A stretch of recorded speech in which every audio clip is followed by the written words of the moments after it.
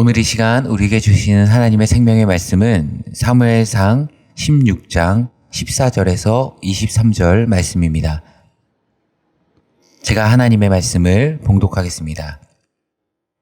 여호와의 영이 사울에게서 떠났고 여호와께서 부리시는 악령이 그를 번뇌하게 한지라. 사울의 신하들이 그에게 이르되 보소서, 하나님께서 부리시는 악령이 왕을 번뇌하게 하온즉 원하건대 우리 주께서는 당신 앞에서 모시는 신하들에게 명령하여 수금을 잘 타는 사람을 구하게 하소서. 하나님께서 부리시는 악령이 왕에게 이를 때에 그가 손으로 타면 왕이 나으시리이다 하는지라. 사울이 신하에게 이르되 나를 위하여 잘 타는 사람을 구하여 내게로 데려오라 하니, 소년 중 한 사람이 대답하여 이르되 내가 베들레헴 사람 이새의 아들을 본즉 수금을 탈 줄 알고 용기와 무용과 구변이 있는 준수한 자라. 여호와께서 그와 함께 계시더이다 하더라. 사울이 이에 전령들을 이새에게 보내어 이르되 양치는 내 아들 다윗을 내게로 보내라 하매, 이새가 떡과 한 가죽 부대의 포도주와 염소 새끼를 나귀에 실리고 그의 아들 다윗을 시켜 사울에게 보내니, 다윗이 사울에게 이르러 그 앞에 모셔 섬에 사울이 그를 크게 사랑하여 자기의 무기를 드는 자로 삼고, 또 사울이 이새에게 사람을 보내어 이르되 원하건대 다윗을 내 앞에 모셔서게 하라. 그가 내게 은총을 얻었느니라 하니라. 하나님께서 부리시는 악령이 사울에게 이를 때에 다윗이 수금을 들고 와서 손으로 탄즉 사울이 상쾌하여 낫고 악령이 그에게서 떠나더라. 아멘. 오늘은 하나님의 임재가 떠날 때, 하나님의 임재가 떠날 때라는 제목으로 하나님 말씀 증거하도록 하겠습니다. 오늘 본문에서는 이스라엘 초대왕 사울에게서 하나님의 영이 떠나가자마자 악한 마귀가 그를 번뇌케 하는 모습이 나옵니다. 오늘 성경에서 떠났다, 그 단어를 원어 그대로 직역하면 이 방향을 바꿨다라는 뜻입니다. 사울이 이스라엘의 왕이 돼서 하나님의 은혜 가운데 있을 땐 성령이 불길같이 그에게 임했는데 이제는 그 성령의 임하는 방향이 바뀌었다는 겁니다. 즉 하나님의 임재가 사라졌다는 것입니다. 이제 하나님의 임재가 사라지니까 사울의 모습이 어떻게 변합니까? 사울에게서 하나님의 임재가 사라지니까 그의 모습이 오늘 성경에 나오는데 14절에 보시면 여호와의 영이 사울에게서 떠나고 여호와께서 부리시는 악령이 그를 번뇌하게 한지라. 그를 번뇌케 했답니다. 몹시 두려워 떨기 시작했다라는 겁니다. 단순히 고뇌와 걱정, 염려만을 의미하는 것이 아니라 그의 삶 가운데 극심한 공포가 있었음을 말하고 있는 겁니다. 마치 이런 것과 같습니다. 가족과 즐거운 휴가를 보내기 위해 4박 5일간 해외여행을 갔습니다. 휴양지는 우리가 잘 아는 괌이라는 휴양지 여행을 갔다고 치면은 너무나도 신나고 즐거운 마음으로 비행기를 탔겠죠. 그런데 4시간을 넘게 날아왔는데 막상 괌에 도착하니까 안개가 자욱한 겁니다. 뿌옇게 안개가 껴서 한 치 앞도 안 보이는 겁니다. 설상가상으로 비행기가 안전하게 착륙하도록 지시하는 그 관제탑과의 연락이 끊겨졌다면 어떻겠습니까? 말 그대로 두려움과 공포가 몰려오겠죠. 지금 사울이 딱 그랬다는 겁니다. 이제 하나님의 성령이 떠나고 나니까 자신의 왕위부터 시작해서 모든 것들이 불확실해지고 불투명해지고 하나님의 인도하심이 사라지고 나니까 이제는 어디로 나가야 할지 두려워지고 떨게 되더라는 겁니다. 우리도 마찬가지입니다. 우리가 세상을 살아가면 세상이 주는 두려움과 공포가 우리에게 찾아올 때가 있습니다. 내 능력으로는 안 될 것 같고 한 치 앞도 내다보지 못하는 자신의 상황이 주는 그 두려움과 마주할 때가 있습니다. 결혼해서 가정 가운데 그런 어려움이 나타날 때도 있고 직장과 사업에서 마주할 때도 있습니다. 관계 속에서 그런 문제들이 하나둘씩 생겨날 때도 있습니다. 특별히 관계는 오해가 오해를 불러일으켜 더 이상 내 힘으로는 회복되지 못할 것처럼 느껴질 때가 있습니다. 그럴 때 어떻습니까? 우리도 두려움과 걱정이 우리에게 엄습해옵니다. 그때 우리가 그 두려움과 걱정, 불안으로부터 해결될 수 있는 방법, 가장 안전하고 확실한 방법은 무엇이겠습니까? 안개 낀 비행기를 관제탑이 안전하게 인도하는 것보다 더 확실한 해결책은 없습니다. 마찬가지로 사울에게서 성령이 떠나자 그 모든 것이 두려움으로 변했다면 우리 삶의 모든 두려움의 문제들 주의 성령이 늘 내 안에 함께 하시며 내주하시는 것보다 더 확실한 방법은 없다라는 것입니다. 그런데 사람들은 이 확실한 방법이 있음에도 불구하고 오히려 외면하고 멀리 돌아갑니다.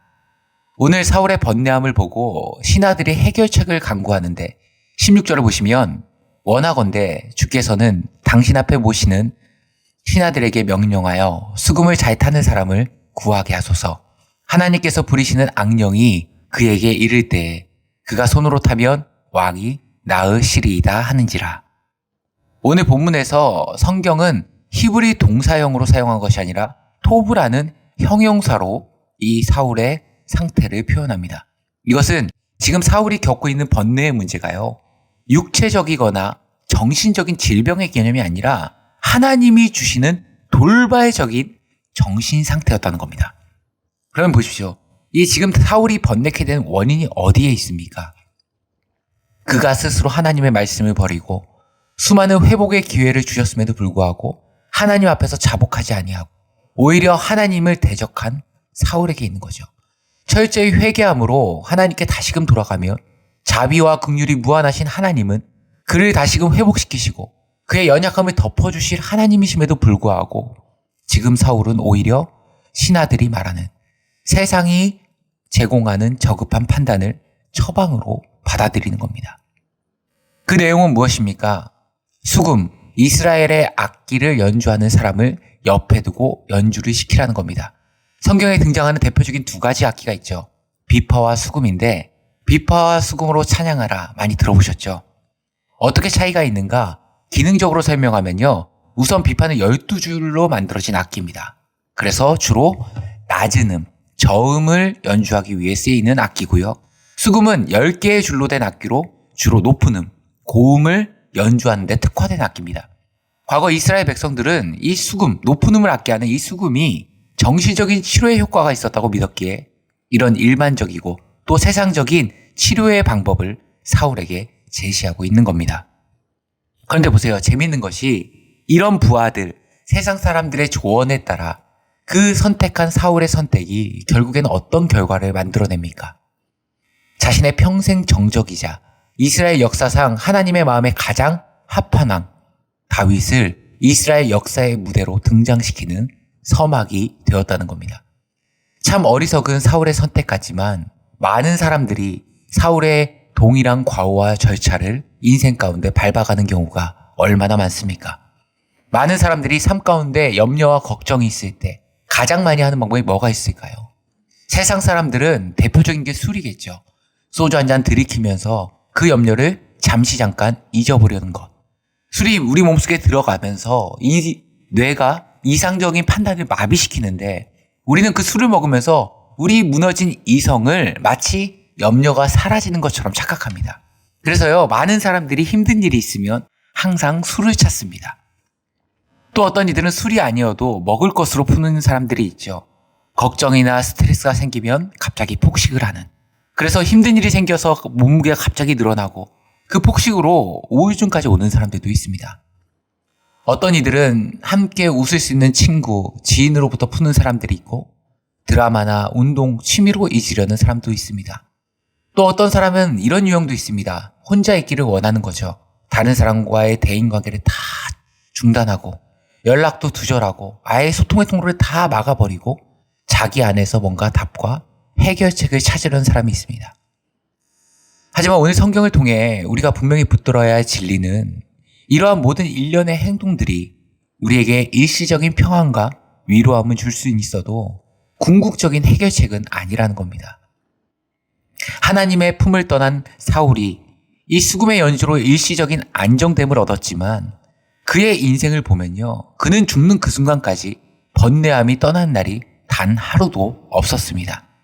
다시 말해 세상이 제공해 줄 수 있는 것은 굉장히 일시적이고 더 정확히 얘기하면 금방 사라져 버릴 것들이라는 겁니다. 그렇다면 참된 평화와 안식 어디에 있습니까? 세상이 제공하는 것이 아니라 오로지 하나님이 우리에게 주시는 것. 우리가 잘 아는 찬송에도 이런 가사가 있죠. 평화, 평화로다. 어디에서 내려와요? 하늘 위에서. 참된 평화는 우리가 하나님의 품에 거할 때 하늘에서 공급해 주시는 하나님의 은혜라는 것을 잊지 마시기 바랍니다. 오늘 말씀을 정리하도록 하겠습니다. 사울, 하나님이 택하신 왕이었지만 그는 하나님을 떠나고 하나님을 만홀히 여기며 그 스스로가 하나님의 성령이 도저히 거할 수 없는 영적인 상태로 자신을 무너뜨렸습니다. 그리고 주님의 성령이 떠나자 그의 인생에는 두려움과 불안이 끝없이 몰려오게 된 겁니다.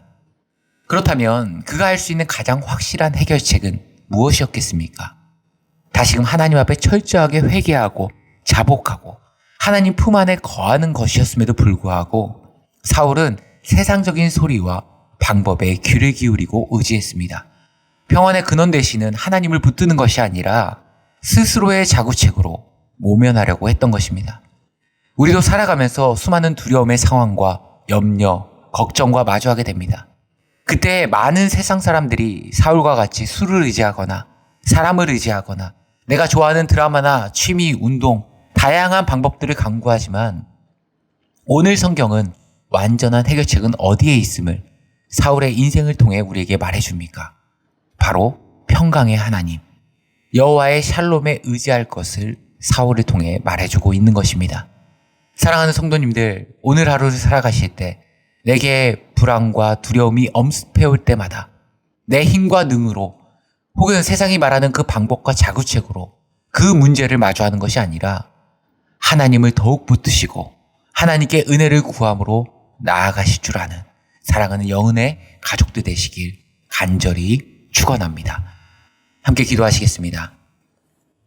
하나님 아버지, 우리가 인생을 살아가면서 마주하는 두려움과 불안, 어려움의 문제들, 그것들을 우리가 해결하기 위해 세상이 말하는 일시적인 처방을 의지하는 인생이 아니라 평강의 근원 되시고 모든 인생사의 해답 되시는 하나님께 나아가 여호와 샬롬을 구할 줄 아는 하나님의 백성들 되게 하여 주옵소서. 이 모든 말씀 우리 주 예수 그리스도의 이름으로 기도드리옵나이다. 아멘. 생명의 말씀으로 나를 채우사 주의 길 예비케 하소서. 성령의 능력으로 길을 부으사 진리를 선포